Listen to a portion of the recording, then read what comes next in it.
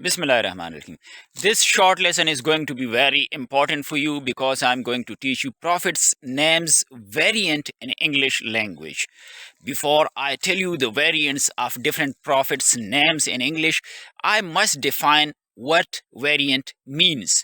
Variant کسے کہتے ہیں؟ کسی چیز کی مختلف قسموں کو ویریئنٹ کہتے ہیں، یعنی بنیادی طور پر تو ایک ہی چیز ہے لیکن تھوڑی بہت رد و بدل یا تبدیلی کے ساتھ وہ کوئی اور روپ اختیار کر لیتی ہے تو اسے ویریئنٹ کہتے ہیں۔ لینگویج میں بھی ہوتا ہے، تو لینگویج میں کس لیے ہوتا ہے؟ لینگویج میں اس طرح ہوتا ہے کہ ایک نام ہے، پھر مختلف لینگویجز میں پھر اسے مختلف طریقے سے بولا جاتا ہے۔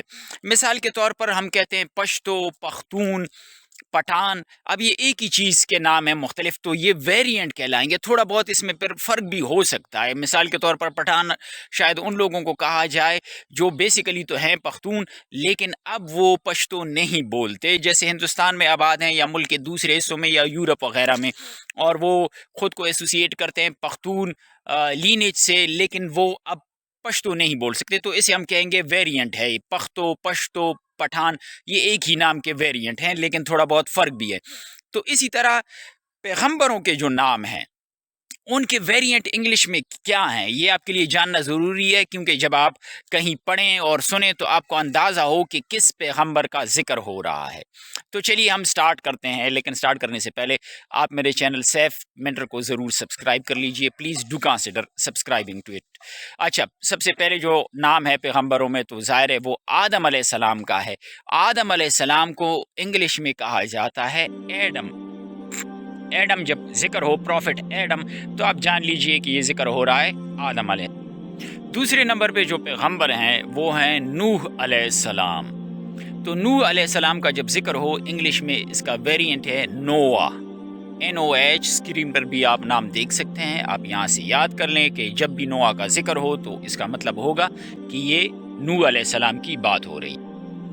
ابراہیم علیہ السلام کو پیغمبروں کا باپ کہا جاتا ہے کیونکہ آپ علیہ السلام کے خاندان میں بہت سے پیغمبر گزرے ہیں۔ سیدنا محمد صلی اللہ علیہ وآلہ وسلم بھی آپ ہی کے خاندان میں سے تھے، تو ابراہیم علیہ السلام کو انگلش میں کہیں گے ابراہیم۔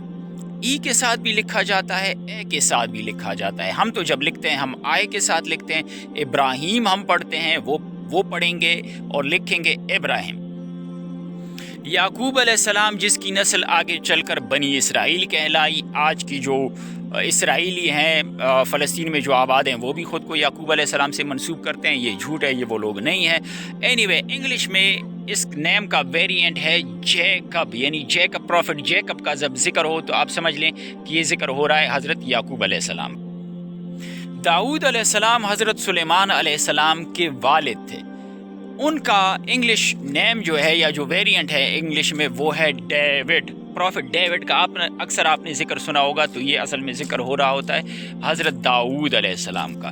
اسی طرح سلیمان علیہ السلام کے نام کا ویریئنٹ ہے سولومن۔ حضرت یوسف علیہ السلام کے نام کا انگلش ویریئنٹ ہے جوزف۔ پروفٹ جوزف کا جب ذکر ہو تو آپ سمجھ لیں کہ حضرت یوسف علیہ السلام کا ذکر ہو رہا ہے۔ اور حضرت عیسیٰ علیہ السلام کو انگلش میں کہتے ہیں جیسس، پروفٹ جیسس۔ مسایا بھی کہتے ہیں لیکن پروفٹ جیسس زیادہ تر لوگ کہیں گے، تو اس سے آپ سمجھ لیں کہ حضرت عیسیٰ علیہ السلام کا ذکر ہو رہا ہے۔ اور ہمارے پیارے نبی سیدنا محمد صلی اللہ علیہ وآلہ وسلم کے نام کا جو ویریئنٹ ہے محمد بھی ہے، محمد بھی ہے، یہ بھی مختلف ویریئنٹس میں، مختلف کلچرز میں، مختلف طریقوں سے یہ نام رائج رہا ہے۔ ہاں، معذرت چاہتا ہوں، ایک اور نبی پیغمبروں کے سلسلے کی ایک بہت اہم کڑی حضرت موسیٰ علیہ السلام کا نام بتانا میں بھول گیا۔ حضرت موسیٰ علیہ السلام کو انگلش میں کہتے ہیں موسس۔